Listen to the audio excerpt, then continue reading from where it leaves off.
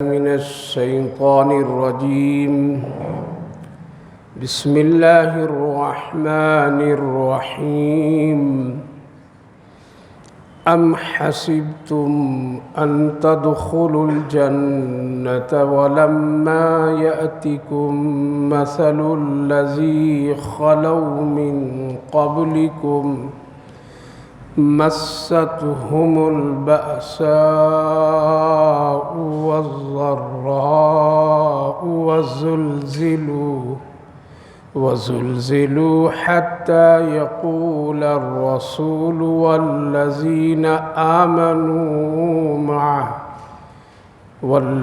آمنوا معه متى نصر الله ألا إن نصر الله قريب. يسألونك ماذا ينفقون قل ما أنفقتم من خير فللوالدين والأقربين واليتامى والمساكين وابن السبيل وما تفعلوا من خير فإن الله به عليم. صدق الله العظيم. أم حسبتم أن تدخلوا الجنة ولما يأتكم مثل الذي خلوا من قبلكم.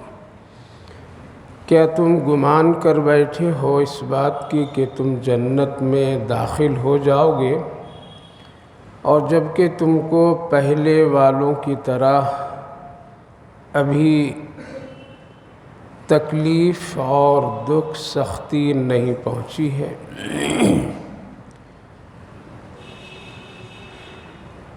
وَزُلْزِلُوا حَتَّى يَقُولَ الرَّسُولُ وَالَّذِينَ آمَنُوا.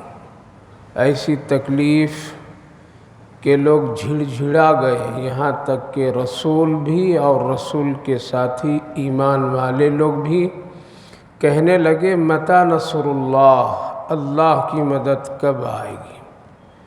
الا ان نصر اللہ قریب، سنو بے شک اللہ کی مدد بہت قریب ہے. یسألونک ماذا ينفقون، آپ سے لوگ خرچ سے متعلق پوچھتے ہیں، سوال کرتے ہیں. کہہ دیجئے کہ تم خرچ کرو. سب سے بہترین خرچ کی جو جگہ اور جو چیز تمہارے والدین، رشتہ دار، یتیم، مساکین، مسافر ہیں، اور جو کچھ تم خرچ کرو گے یہ بہت بہتر ہے اور اللہ کے علم میں ہے. بھائی اور بزرگوں، گزشتہ مجلس میں ایک آیت کریمہ پر روشنی ڈالی گئی تھی اور وہ آیت یہ تھی زُيِّنَ لِلَّذِينَ كَفَرُوا الْحَيَاةُ الدُّنْيَا. کافر حضرات کے لیے دنیا کی زندگی، اور اس وقت جو آیت کریمہ کی تلاوت کیا ہوں یہ مومن مسلمانوں کے لیے دنیا کی زندگی. دونوں کو اللہ رب العالمین نے یہاں بیان کیا ہے. فرمایا تھا کہ دنیا کافروں کے لیے بالکل سجا کر بہت ہی مزین، زینت، خوبصورت بنا کر کے ہم اس کو دیے. اس کے لیے دنیا بہت ہی مزین ہے، بہترین ہے.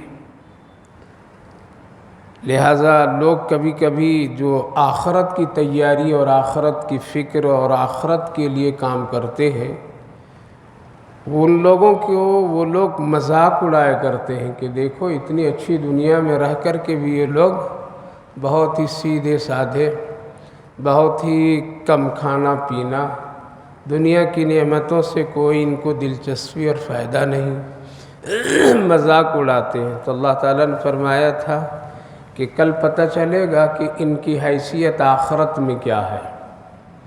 خیر، اس پر میں نے بہت ہی مثالوں کے ساتھ آپ حضرات کے سامنے عرض کیا تھا. اس وقت جو آیت کریمہ ہے وہ ایک بڑی عجیب و غریب ہے. ام حسبتم ان تدخلوا الجنۃ.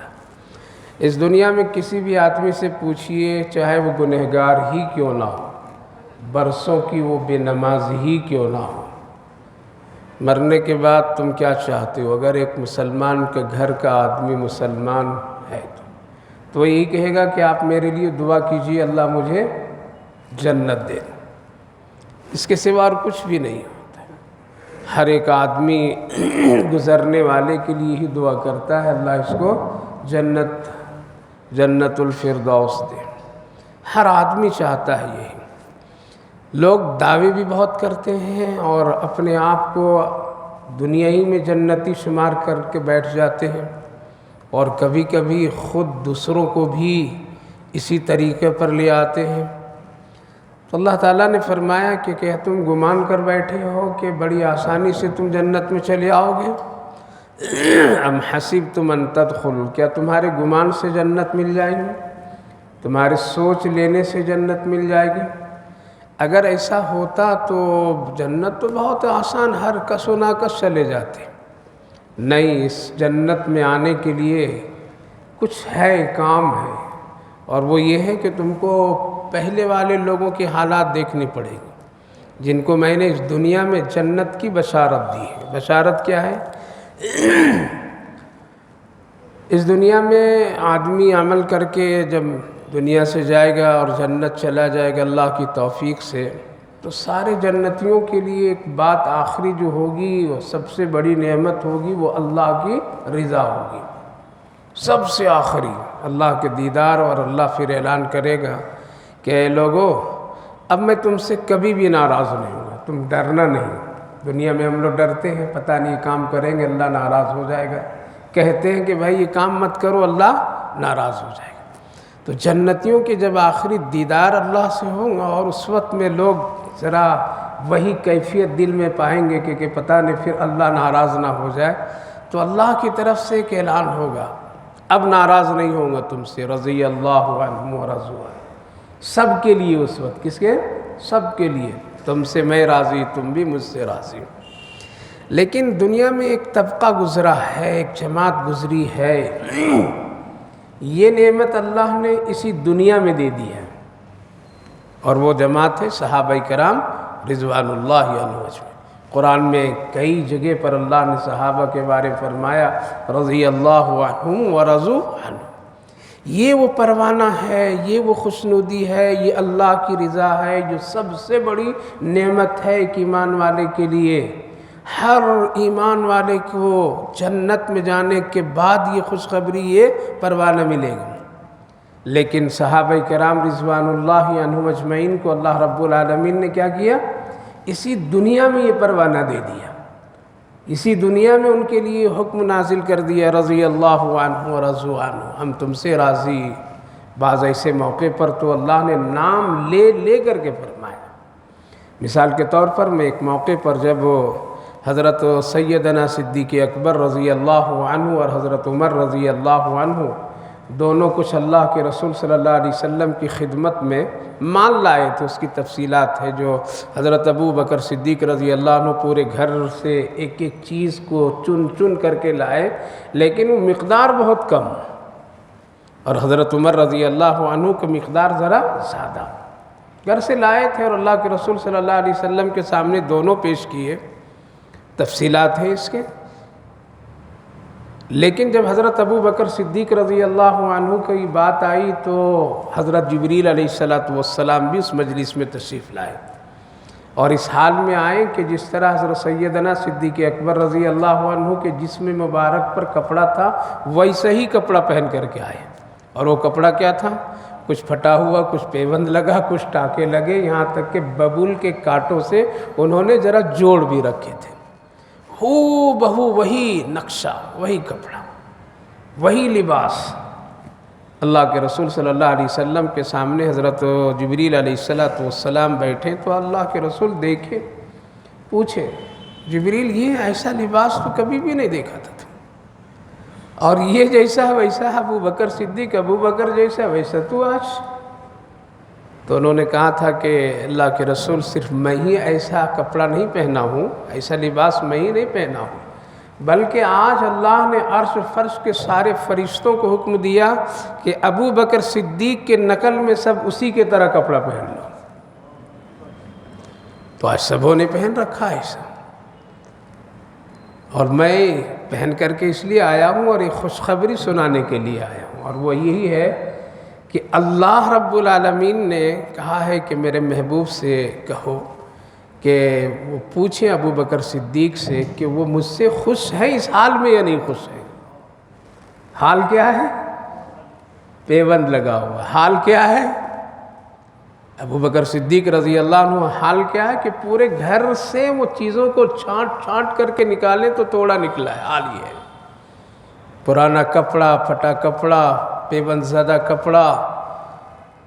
حال یہ ہے کہ کبھی کھانا کبھی نہیں کھانا۔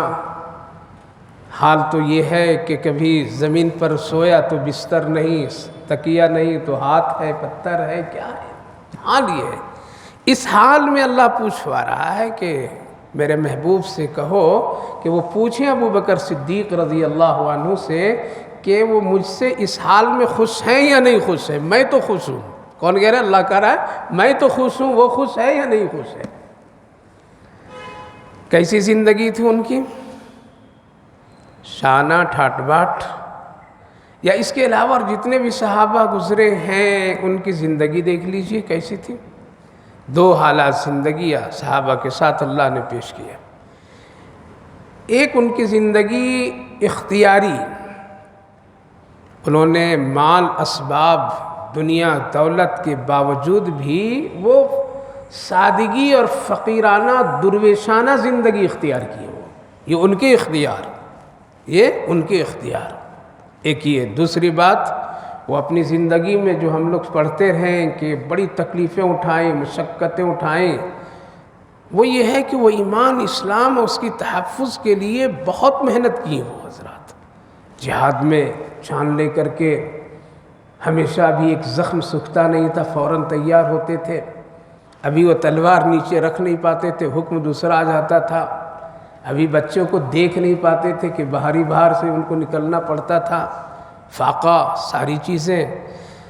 تب کہیں ان کے لیے اللہ نے جنت کی ایک بشارت سنائی، رضی اللہ عنہ ورضوا عنہ۔ یہ تو اللہ تعالیٰ فرما رہا ہے کہ ابھی تم تو کچھ کیے بھی نہیں ہو، اے قرآن اس وقت سننے والوں، پڑھنے والوں، ابھی تو کچھ بھی نہیں کیا ہے تمہارے ساتھ ایسے حالات بھی ہم نے نہیں لائے ہیں۔ وہ حالات دیکھو ذرا ان لوگوں کو، من قبل ولما یأتیکم مثل الذین خلوا من قبلکم، جو تم سے پہلے گزرے، وہ کون ہیں؟ وہ صحابہ کرام رضوان اللہ عنہم اجمعین کی زندگی۔ ان کی زندگی دیکھو، وہ جنت کے لیے کتنی مشقتیں اٹھائے ہیں، تب ان کو یہ جنتی ہونے کا پروانہ دیے ہیں۔ من قبلکم سے مراد علماء مفسرین لکھتے ہیں کہ یہ سب صحابہ کی طرف ہے، صحابہ کی جماعت، رسول اللہ صلی اللہ علیہ وسلم کے ان پیارے اور بہت ہی معتبر ساتھی، ان کے من قبلکم سے وہی وہ لوگ مراد ہیں کہ ان کو دیکھو ذرا ان کے حالات پر دیکھو۔ مستہم البأساء، کتنی سختیاں ان کے لیے ہم نے پیدا کر دی، والبأساء، اور کتنی دکھ تکلیف مصیبتیں آئیں، یہاں تک کہ زلزلوا، جھڑا گئے وہ لوگ، اور حتی یقول الرسول، اور اگر اس سے بھی پہلے لوگوں نبیوں رسولوں کو بھی دیکھو تو ان لوگوں کے لیے بھی حالات اتنے سخت کہ وہ لوگ بھی جھڑا گئے تھے، اور ان کے رسول بھی کہہ رہے تھے اور وہ لوگ بھی کہہ رہے تھے کہ اللہ کی مدد کب آئے گی، مدد کب آئے گی۔ میرے بھائیو بزرگوں، پتہ یہ چلا کہ ایمان مشقت کے ساتھ اللہ نے رکھا۔ کیا رکھا ہے؟ مشقت کے ساتھ رکھا ہے، سہولت کے ساتھ نہیں ہے کہ آرام ہے ایمان میں، اسلام میں آرام اور سکون یہ ہے، لیکن اس کے ساتھ ساتھ مشقتیں رکھ دیا اللہ تعالیٰ نے، اس کے ساتھ ساتھ آزمائش کو رکھ دیا اللہ تعالیٰ نے، تب پھر وہ کہیں جا کر کے وہ منزل اور کامیابی حاصل ہو سکتی ہے۔ متی نصر اللہ، اللہ کی مدد کب آئے گی؟ فرعون کی بیوی کون تھی؟ آسیہ تھی، ایمان لائی نے، اس کے ساتھ اس کی باندھی تھی، ایمان لائی نے۔ ایمان پر اب دیکھیے کہ تکلیف کتنی ہو رہی ہے۔ یہ ہے من قبلکم، اس سے وہ لوگ بھی مراد ہیں ایمان لائی ہے اور تو کچھ نہیں کام کی ہے. مشاطہ جو اس کی باندھی ابھی ایمان لائی، کچھ تو اور تو کام تو نہیں کی ہے. من قبلکم کیا سزا دی ہے؟ اللہ اکبر. اس قدر جلات مارتے تھے آخری حد تک کہ دیوار میں میخیں ڈال ڈال کر کے ان کو ستایا گیا، ہاتھوں میں میخیں ڈھکا دیے، اور ان کی باندی کو کس طرح سے تیل میں پکا دیا گیا. ان کی بچیاں پک گئیں جن کی قبر سے اللہ کے رسول صلی اللہ علیہ وسلم جو گزر رہے تھے تو آپ نے فرمایا جبریل، اے جبریل یہاں سے مجھے جنت کی خوشبو آ رہی ہے.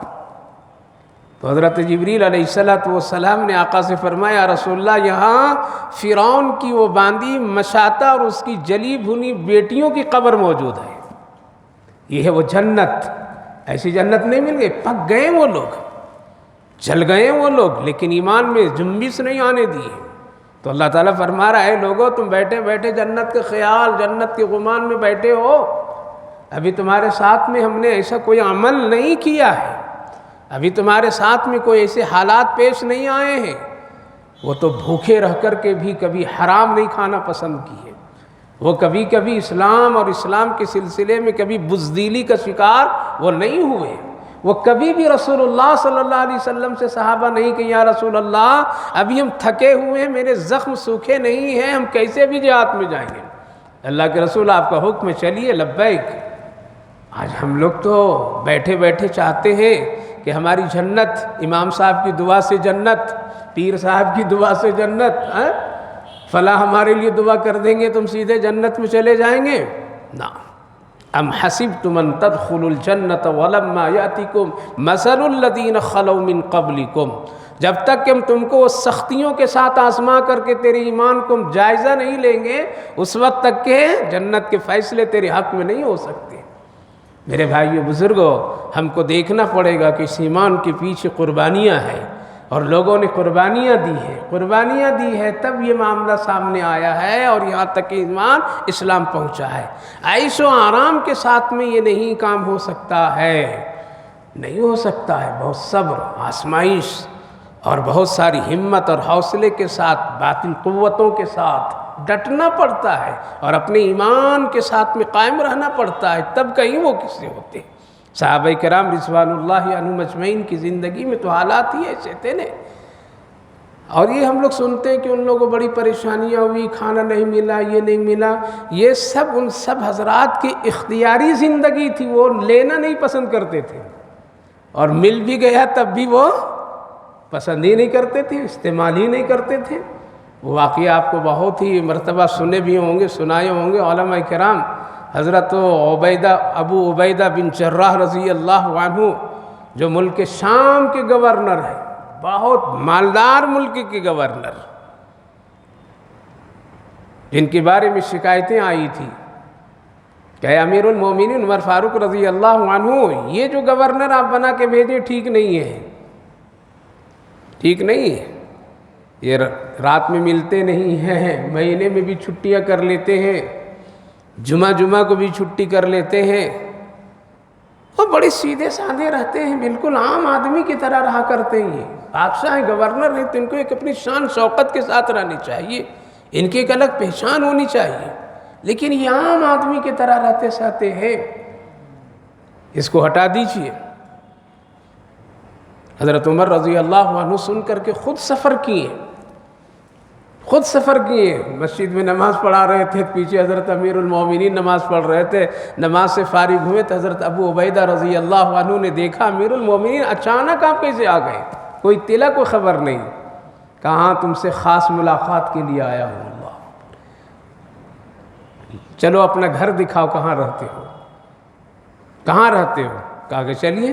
لے کے گئے تو ایک درخت کے نیچے ایک خیمہ کپڑے کا،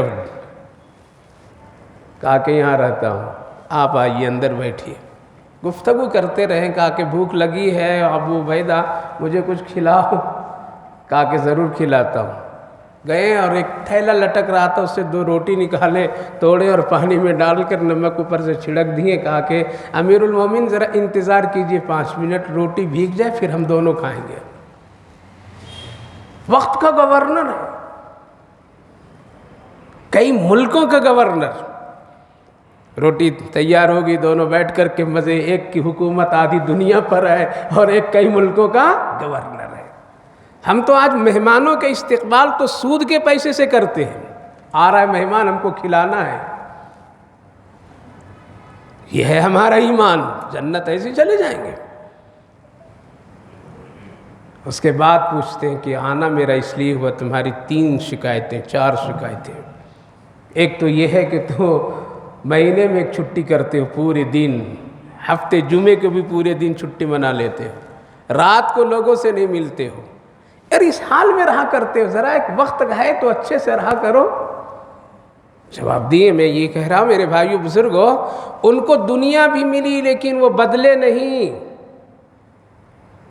ان کی غربت جو سنتے ہم لوگ، کھانا نہیں ملا ان کو، بھوکے رہتے تھے، یہ اختیاری چیز، وہ جانتے تھے اگر اس میں ہم الجھ جائیں گے تو ہماری آخرت چلی جائے گی، جب پیٹ بھرنے کے چکر میں آ جائیں گے تو حرام بھی کھانا پڑے گا کبھی، اللہ دنیا سجانے کی باری آئے گی تو ہم کو حلال و حرام میں فرق پھر نظر نہیں آئے گا، اس لیے وہ لوگ اس طرح زندگی گزارے۔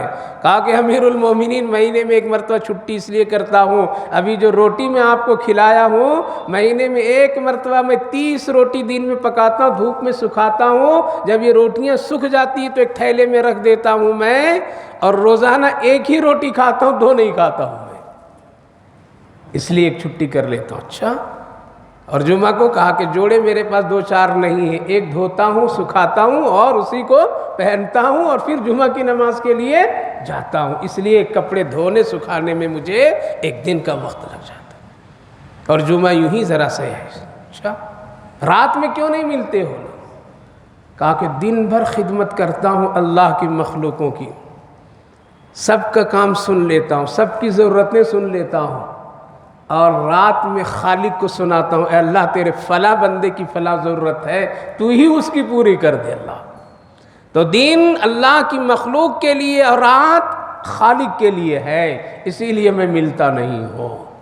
حضرت امیر المومنین اٹھے اور پیشانی پر بوسہ دیے اور یوں فرمائے، تم جیسا گورنر اور ملک کے چلانے والے جب تک رہیں گے اس دنیا میں، اللہ کا قہر اور عذاب کبھی بھی نازل نہیں ہوگا۔ آج کہاں اسے پھر کہنے لگے حضرت عمر رضی اللہ عنہ، ابو عبیدہ جائز ہے، ایک اچھا گھر لے لیتے، یہ محل ہے، بڑے بڑے سرخ محلات ہیں، ایک رکھ لو کم سے کم اپنے لیے، خادم رکھنا بھی جائز ہے، حکم ہے خادم رکھ لو، 1-2-4 جوڑے بھی رکھ لو، تو ملک کا گورنر ہے، لوگوں کے سامنے آتا جاتا ہے۔ کیا جواب دیے؟ آپ کی دنیا، آدھی دنیا پر آپ کی حکومت، لیکن بیت المقدس جب لینے کے لیے آئے تھے تو پیوند پر آئے تھے آپ۔ اور سب سے بڑی بات ہے امیر المومنین، میں اپنے آقا کے ہاتھ پر ہاتھ رکھ کر کے یہ وعدہ کیا تھا، یا رسول اللہ جس حال میں ہم کو چھوڑ کر کے جا رہے ہیں، کل حوض کوثر پر بھی مجھے اسی حال میں آپ ملیں گے اور ہم ملیں گے، دنیا زمانہ بدل جائے لیکن ابو عبیدہ کبھی بھی نہیں بدلے گا۔ جبکہ کفر کے زمانے میں بڑے مالدار سخت تھے، دولت کا ریل پیل ان کے پاس تھا۔ عرض یہ کرنا ہے میرے بھائیو بزرگوں، وہ بدلتے نہیں تھے، وہ ڈرتے تھے۔ ہم لوگ کیا ہے؟ ہم لوگ بدل جاتے ہیں، ایمان ہمارا بدل جاتا ہے، اخلاق بدل جاتی، زبان بدل جاتی، انداز بدل جاتے ہیں۔ اس لیے اللہ رب العالمین نے فرمایا بیٹھے بیٹھے جنت نہیں ملے گی، ہم تجھے آزمائیں گے، ان آزمائش کی گھڑیوں میں تم کو ثابت قدم رہنا ہے ایمان پر۔ آج تو ہم ڈگمگائے ہوئے ہیں، ہمارا ایمان اسلام اندر نہیں اوپر ہے اور سر سے باہر گھومتا ہے۔ اس لیے میرے بھائیو بزرگوں، اس وقت میں بھی جو دنیا میں حالات آزمائشیں آتی ہیں، یہ کبھی کبھی مسلمان سمجھتے ہیں ہم تو حق پر ہیں، ہمارا اسلام حق پر ہے، ایمان حق پر ہے، ہم یہ ہے، میرا اللہ حق پر ہے، پھر ہم کو کیوں پریشانی آتی ہے؟ ایمان اور اسلام کا یہ لازم چیز ہے، کیا ہے؟ دنیا کے لیے لازم ہے، آئے گی مصیبت۔ اسی لیے آقا کریم صلی اللہ علیہ وسلم فرمائے اللہ سب سے زیادہ آزماتا ہے نبیوں اور رسولوں کو، ان میں سے سب سے زیادہ ہم کو اللہ نے آزمایا ہے۔ اللہ کے رسول کو بھی بہت تکلیفیں اٹھانی پڑی، اور یہ تکلیف ان کی اختیاری تکلیفیں تھیں۔ اس لیے کھانے میں، پینے میں، حالات میں، معاملات میں ساری چیزوں میں آئے گی۔ صحابہ کرام رضوان اللہ عنہم اجمعین فرماتے تھے کہ کبھی کبھی بھوک کی حالات میں وقت گزر جاتا تھا کہ پتے ابال کر کے جب ہم لوگ پی لیتے تھے پانی تو قضائے حاجت انسانوں کی طرح نہیں ہوتے تھے بلکہ بکریوں کی طرح ہوتے تھے۔ میرے بھائی بزرگوں، آج ہم لوگ اس دور سے گزرے ہیں، جمعہ کا صرف اگر گوشت نہ پک جائے تو ہم قرضہ لے کر کے پکانے والے مسلمان ہیں۔ یہ حال ہم لوگوں کا ہے۔ ہم تو دنیا پرست ہیں، نفس پرست ہیں۔ جنت اتنی آسانی سے نہیں مل جائے گی، اسی لیے اللہ فرمایا ام حسبتم ان تدخلوا الجنت ولما یاتکم مثل الذین خلوا من قبلکم، ہم پہلے والوں کی طرح تم کو آزمائیں گے، ٹھوکیں گے، بجائیں گے۔ تیرے کبھی جس کو اللہ نے فرمایا وَلَنَبْلُوَنَّكُمْ بِشَيْءٍ مِّنَ الْخَوْفِ وَالْجُوعِ وَنَقْصٍ مِّنَ الْأَمْوَالِ وَالْأَنفُسِ وَالثَّمَرَاتِ وَبَشِّرِ الصَّابِرِينَ، ہم تم کو آزمائیں گے، کبھی جان میں ڈر دلا کر کے، کبھی بھوک دلا کر کے، کبھی مالوں کو کم کر کے، کبھی تجارت کو گھٹا کر کے، کبھی ملازمت کو ختم کرا کر کے، کبھی کھیتیوں اور باغات کو ختم کرا کر کے ہم تم کو آزمائیں گے۔ آزمائش میں مکمل اترو گے تو میری طرف سے بشارت اور خوشخبری ہے۔ اس لیے میرے بھائیو بزرگوں، ہمیشہ اپنے ایمانی حالات میں جو بھی جس طرح سے بھی مصیبت آئے گی، پریشانی آئے گی، ہم کو پہلے دیکھنا ہے کہیں اس مصیبت میں ہمارا ایمان تو نہیں ڈگمگا رہا ہے۔ اگر وہ ڈگمگا رہا ہے تو اس کو حفاظت کیجئے، بعد میں دنیا کی حفاظت کی طرف آنکھیں کھولیے، پہلے ایمان، اس لیے اسی سے کامیابی ہے۔ ہم کیا ہوتے ہیں؟ ہم پہلے دنیا کی حفاظت میں لگ جاتے، ایمان بچے یا نہ بچے، بچے یا نہ بچے، ہم دنیا کی طرف۔ اس لیے فرمایا وہ زلزلو، اتنا کہ وہ جھڑ گئے، رسول بھی کہنے لگے، صحابہ بھی کہنے لگے، نیک لوگ کہنے لگے متی نصر اللہ، کب آئے گی اللہ کی مدد؟ یہاں علماء کرام لکھتے مفسرین، صحابہ کا اس طرح بولنا کہ کب آئے گا اللہ، کیا اللہ کے اوپر یقین نہیں؟ کیا ایسا کوئی بول سکتا ہے؟ علماء مفسرین جواب دیتے ہیں ہاں بول سکتے ہیں۔ حالات جب آخری درجے کو آ جاتا ہے تو حکم ہے کہ ایسے حالات میں ایک انسانی فطرت کی بنیاد پر اللہ سے کہہ سکتا ہے اللہ تیرا تو وعدہ ہے نیک لوگوں کی مدد کرنا، تیرا تو وعدہ ہے ایمان والوں کی حفاظت کرنا، تیرا تو وعدہ ہے ایمان والوں کی عزت آبرو کا بچانا، اے اللہ کب بچائے گا؟ ایسا کہہ سکتا ہے، دعا کر سکتا ہے۔ جواب اللہ نے کیا دیا؟ متی نصر اللہ، الا ان نصر اللہ قریب، بہت جلدی میری مدد آنے والی۔ قرآن نازل ہو رہا ہے اور چند سالوں کے بعد میں مکہ فتح ہوا ہے، نہیں ہوا؟ فوراً ہوا۔ یہ سورت پاک مدینہ طیبہ میں نازل ہوتی ہے، آیت نازل ہوتی ہے، چند سالوں کے بعد سن 8 ہجری میں کیا ہے؟ مکہ فتح ہو جاتا ہے۔ 2 سال بھی نہیں لگے، کتنے؟ 2 سال 3 سال بھی نہیں لگے، مکہ فتح کر دیا اللہ تعالیٰ نے، اور ایسی فتح کھلی ہوئی فتح دی کہ پھر فتح کے بعد فتح ہی فتح ہوتا چلا گیا، کہیں رکے نہیں صحابہ۔ پھر تو حالات ایسے ہوئے کہنے لگے حضرت ابو ہریرہ رضی اللہ عنہ، اللہ اب اتنی نعمتیں دے رہا ہے کہ ڈرتا ہوں کہ کہیں اللہ جنت کی ساری نعمت یہاں نہ دے دے۔ کامیابی دی۔ اب ہم لوگ کہیں گے کہ کتنے سال گزر گئے، کتنے ظالمانہ حکومتیں، کتنی پریشانیاں ہو رہی ہے، کہاں اللہ کی مدد؟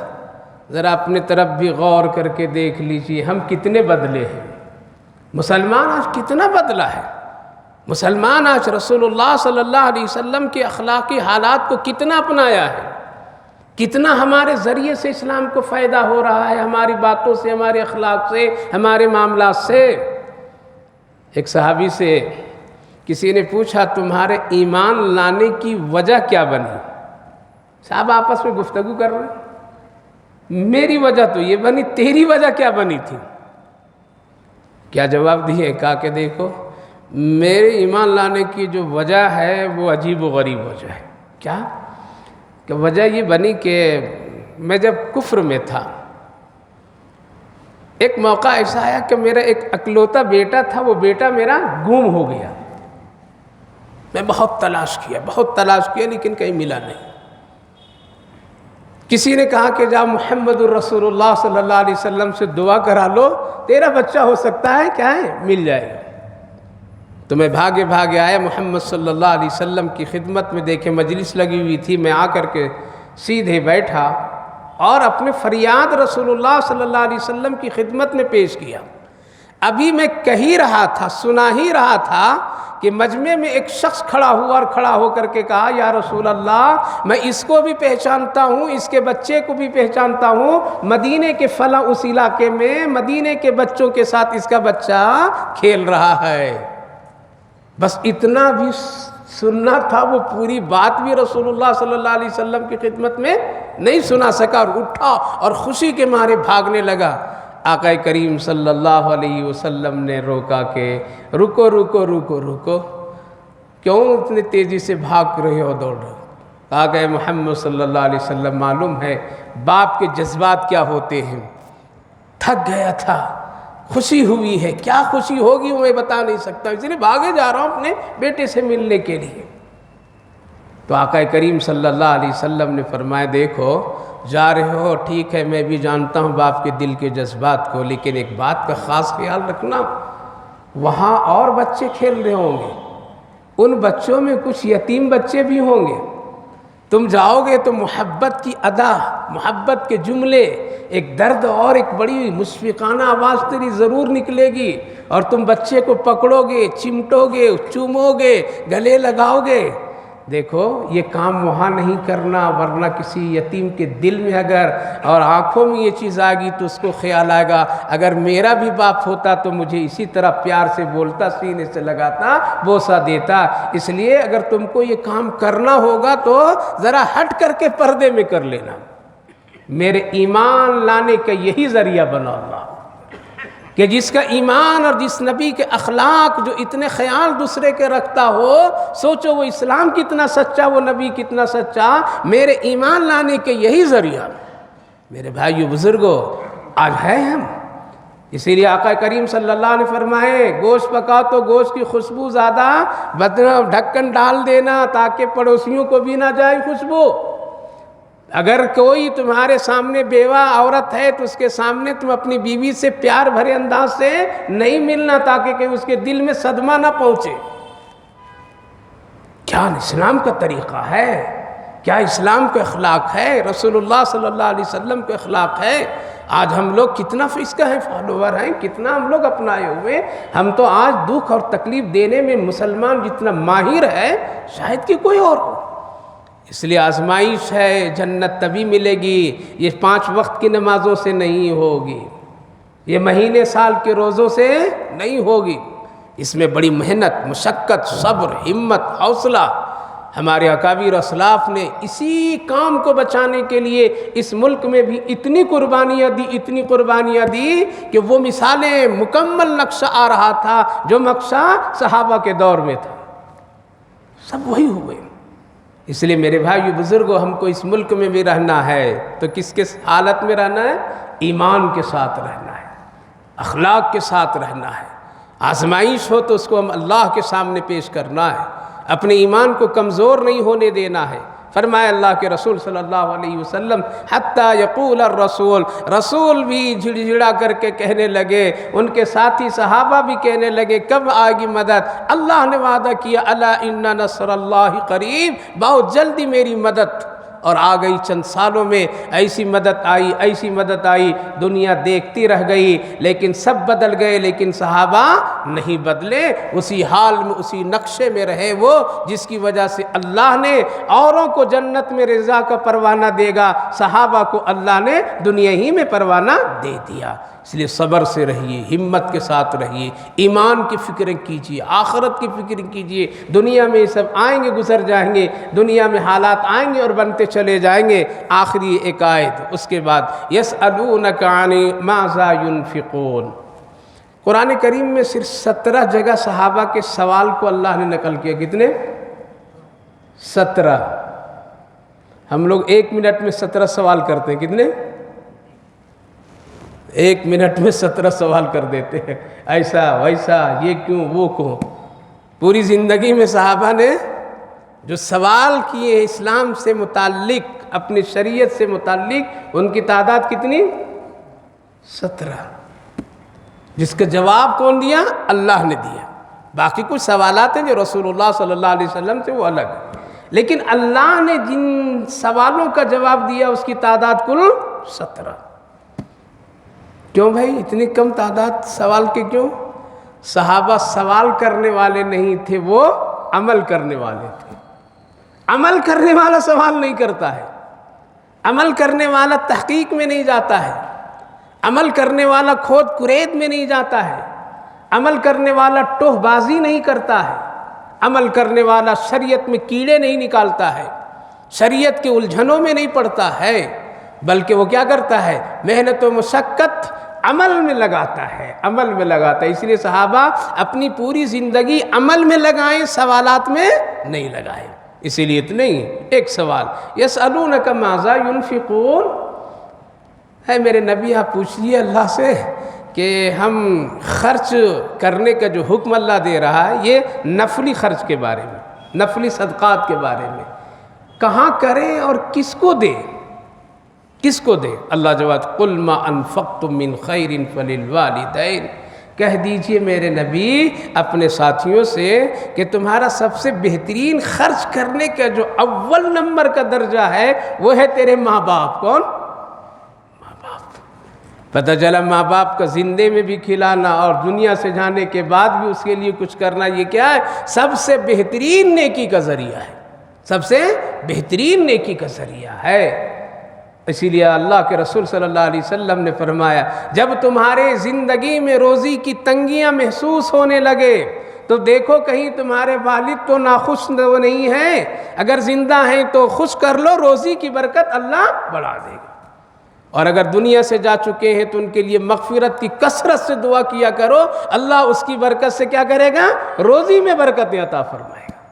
تو ماں باپ کے لیے کھلانا پلانا یہ بہت بڑی نیکی کا ذریعہ ہے، بہت بڑی نیکی کا ذریعہ ہے۔ میرے بھائیو بزرگو، اللہ کا فتویٰ ہے، کس کا ہے؟ اللہ کا فتویٰ، کسی مولوی کا فتویٰ نہیں ہے۔ من خیر فللوالدین، اپنے والد کے لیے خرچ کرنا یہ بہترین صدقہ، بہترین نیکی، مال خرچ کرنے کا سب سے اچھا ذریعہ ہے۔ اب بیوی کا یہاں نہیں کہیں گے، بیوی کو چھوڑ دیں گے؟ بیوی کا حق اور حقوق اللہ کے رسول صلی اللہ علیہ وسلم اور قرآن کریم کے دوسری جگہوں پر اللہ نے بیان فرمایا ہے، وہ بھی بہترین صدقے کے ذریعہ، بہترین خیر کا ذریعہ ہے۔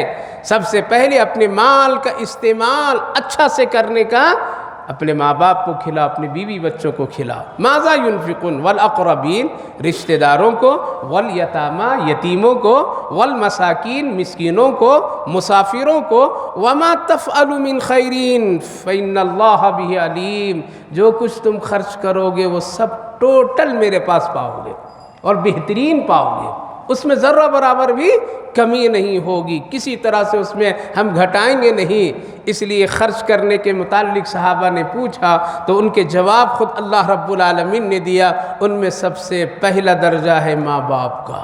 کیوں اتنا درجہ سختی کے ساتھ میں اول نمبر پر رکھا؟ ماں باپ ہی تو ہے اللہ کے بعد دنیا میں اولاد کے لیے سب سے پہلے ذریعہ ہے، پہلی پہچان ہے، اسی سے ساری چیزیں جڑی ہوئی ہے، اسی لیے اس کی اہمیت بتائی گئی ہے پوری۔ اور یہ درجہ بر درجہ کیا ہے؟ سیڑھی بہ سیڑھی ہے، جیسا والدین کے ساتھ آج کریں گے ویسے آپ کے بچے آپ کے ساتھ کریں گے۔ ایک بزرگ نے ایک واقعہ بیان کیا ہے کہ ایک بچہ شریر تھا، بدمعاش تھا، اپنے بوڑھے باپ کو دریا میں ڈالنے کے لیے لے کر کے گیا، ہاتھ باندھ دیا، پکڑ کر کے لے کر کے گیا، نہر کے قریب جب لے گیا، اچانک وہاں لے گیا تو باپ نے کہا کہ بیٹا یہاں نہیں ڈالو گے، تم کو ڈالنا ہی تو ذرا آگے ڈالو مجھے۔ تو سوچا بیٹا کہ شاید کہ باپ وہ ڈر رہا ہے یہاں، چلو آگے ڈال دیں گے، آگے لے کر کے گیا تو کہا کہ نہیں بیٹا یہاں بھی نہیں ڈالو، یہاں کے علاوہ آگے ڈالو۔ تو اب آگے اس کو لے کر کے چلو اچھا آگے ڈال دیتے، کہا کہ ہاں یہاں ڈال دو، یہاں ڈال دو۔ تو بیٹا نے کہا کہ اچھا آپ وہاں کیوں نہیں کہا، پھر یہاں دوسری جگہ بھی نہیں کہا؟ کہا کہ بیٹا اس لیے نہیں کہا کہ وہ پہلی جگہ جہاں تھی نا وہاں میرے والد نے وہ اپنے والد کو نہر میں ڈالے تھے، ہمیں یاد آ گئی وہ بات۔ کیا یاد آ گئی؟ اس لیے میں سوچا کہ نہیں یہاں نہیں ڈالنا۔ پھر دوسری جگہ کہا جہاں دوسری جگہ تم مجھے ڈالنا چاہ رہے تھے، یہاں میں تیرے دادا کو یعنی اپنے والد کو ڈالا ہوں میں، اس لیے میں سوچا یہاں بھی نہیں ڈالو، آگے ڈال دو، تاکہ میرے بعد تیرے بچے بھی وہی لا کے ڈالیں گے۔ یہ ہمارے خاندان کی سیڑھی چلی آ رہی ہے۔ اللہ اکبر۔ بیٹا معافی مانگا اور ہاتھ چھوڑ کر کے اپنی غلطی کے احساس کیا، واپس لے کر کے چلا، کہا کہ آج جو ہو رہا ہے وہ کل میرے ساتھ بھی ہوگا، اس لیے جیتے جی اپنے والدین کو مت ستائیے، خوشیوں کی چیزیں لا کر کے دیجیے، جس طرح سے بچپن میں لا کر کے وہ گزرے ہوئے بازاروں سے دیکھتے تھے میرے بچے کو کیا پسند، وہ لے کر کے آتے تھے اور چپ کے دیتے تھے۔ آج وہ جب بوڑھے ہو گئے ہیں، ان کی بھی آرزو، ان کی بھی خواہشات ہوگی، چپکے سے ذرا لا کر کے دے دو، اور میں ان ماں بہنوں سے کہوں اور ان بہوؤں سے کہ خبردار کبھی اس پر ٹوک جھوک نہ کرو، ورنہ کل سیڑھی بہ سیڑھی چڑھ جائے گی یہ حالت۔ اس لیے اللہ نے فرمایا کہ والدین پر خرچ کرو، جو خرچ کرو گے یہ بہت بڑی نیکی ہوگی، بہت بڑا صدقہ ہوگا، بہت بڑا آخرت کا ذخیرہ ہوگا، یتیم و غریبوں کا بھی۔ لیکن ایک حکم ہے قرآن کریم میں، یہ سب خرچ کرنا اس وقت جب تم پہلے اپنی ضرورتیں پوری کر لو۔ بیوی کو بھوکا رکھ کر کے، بچے کو بھوکا رکھ کر کے نفلی صدقہ کرنا جائز نہیں۔ آج بہت سارے لوگ ہیں گھر میں بھوکا، باہر بہت ہی شان۔ دوسری بات علماء کرام لکھتے ہیں اگر تم پر قرضہ ہے تو قرضہ رکھنے والے پر صدقہ نافلہ دینا جائز نہیں ہے۔ نہ مسجد میں چندہ دو، نہ مدرسے میں دو، نہ کسی کو دو، پہلے تم اپنا قرضہ ادا کرو، یہ ضروری ہے، ورنہ آخرت میں تم پکڑے جاؤ گے اور اس سے ان کو تکلیف ہوگی۔ اس لیے قرضہ رکھتے ہوئے صدقہ نافلہ کرنا، خرچ کرنا یہ جائز نہیں ہے۔ ہاں اگر یہ ہے امید کہ نہیں یہ بھی کر لوں گا اور وہ بھی کر لوں گا تب تو ٹھیک ہے، لیکن کسی کے قرضہ حق کو روک کر کے رکھیے اور آپ باہر صدقہ دیجئے، مدرسوں میں دیجئے، مسجدوں میں دیجئے، ادھر ادھر دیجئے۔ علماء کرام فرماتے ہیں یہ سنت کے خلاف ہے اور یہ شریعت کے خلاف ہے۔ اسلام بہت ہی ایک مستند اسلام ہے، مستند مذہب ہے، یہ ہلکے پھلکا مذہب نہیں ہے کہ جیسے منمانی چاہو۔ اس لیے دو باتوں کا خیال، اگر بچتا ہے تب صدقہ خیرات کیجئے، نہیں بچتا ہے بیوی بچوں سے تو ہرگز مت کیجئے، اللہ اس پر سوال نہیں کرے گا۔ قرضہ جس کا آپ حق کا لیے ہوئے ہیں اس کو پہلے ادا کیجئے، بعد میں آپ کیا کیجئے۔ اسی لیے آگے تو علماء کرام تو اور فتویٰ مسئلہ لکھ دیتے ہیں کہ اگر قرضہ ہے تو حج بھی نہیں کر سکتا ہے اور عمرہ بھی نہیں کر سکتا ہے۔ یہ سب کام کر کے جا رہے ہیں لوگ، لاکھوں لوگ جا رہے ہیں، نمائش کر رہے ہیں، یہ تڑپ رہا ہے بیچارہ۔ ہاں اگر آپ کے پاس گنجائش ہے، ٹائم ہے، ان سے مثال کے طور پر میں آپ نے قرضہ لیا ہے یا دینا ہے اور 1 مہینے کا ٹائم اس کا ہے اور آپ دے سکتے ہیں اور حج کا سیزن آ گیا ہے اور آپ کے پاس استطاعت ہے تو وہ تو الگ مسئلہ ہے، لیکن اس نظریے سے سالوں ٹلا رہے ہیں، سالوں دے رہے ہیں، نہیں دے رہے ہیں، اور پھر عمرہ پر عمرہ، حج پر حج، یہ سب شو بازیاں ہیں۔ اس عبادت سے ذرہ برابر بھی کوئی نیکی کا فائدہ اور آخرت کا فائدہ نہیں ہے۔ اللہ رب العالمین نے اپنی عبادت سے زیادہ اہمیت کبھی کبھی حقوق اللہ کی عبادت کا اور حقوق اللہ کے معاملہ، حقوق العباد کے معاملے کو زیادہ اہمیت دی ہے۔ خلاصہ یہ میرے بھائی بزرگوں، جنت تو ہے آسان لیکن جانا بڑا مشکل ہے، وہ عمل سے ہے۔ اس لیے اس موجودہ دور اور حالات میں اپنے ایمان کی حفاظت کیجئے، یہی ہے سب سے بہترین ذریعہ، اس پر قائم رہیے۔ جتنی مصیبت نظر آ جائے، جتنی مصیبت جس لائن سے آ جائے اس پر ڈٹے رہیے، ایمان کو کمزور نہ ہونے دیجئے۔ دوسری بات یہ ہے ہمیشہ دین اور سنت اور شریعت کی پابند کیجئے، اللہ اس کے رسول کی اخلاق اور خوبیوں کے لائیے، یہی ایمان کے لیے بہترین ذریعہ بنتا ہے، اپنوں لیے بھی اور دوسروں کے لیے بھی۔ تیسری بات جو بڑی اہم ہے، نیکی ضرور کیجئے لیکن اپنے بیوی بچوں کو نیکی سے ہٹا کر کے دوسروں کی نیکی کا فکر مت کیجئے۔ اور صدقہ خیرات پہلے ایسا نہیں ہو کہ ہمارے گھر میں لوگ بھوکا ہو یا سود پر ہو، رشوت پر ہو اور ہم باہر صدقہ خیرات کی نمائش کریں، ایسا کرنا جائز نہیں ہے۔ اسی طرح حج اور عمرے کا بھی مسئلہ اسی طرح سے ہے۔ اللہ آپ کو بھی ہم کو بھی عمل کی توفیق نصیب فرمائے۔ اللہ